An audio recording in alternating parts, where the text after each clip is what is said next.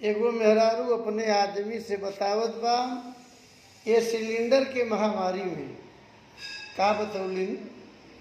अरे महंगा अब महंगा हो गई सिलेंडर खाई भौरी राजा जी। त महंगा हो गई सिलेंडर खाई भौरी राजा जी। अब चाय ना बनाई बना पकौड़ी राजा जी। कि अब चाय ना बनाई बना पकौड़ी राजा जी। महंगा त महंगा लेकिन मिले ना बाजार में। महंगा त महंगा लेकिन मिले ना बाजार में।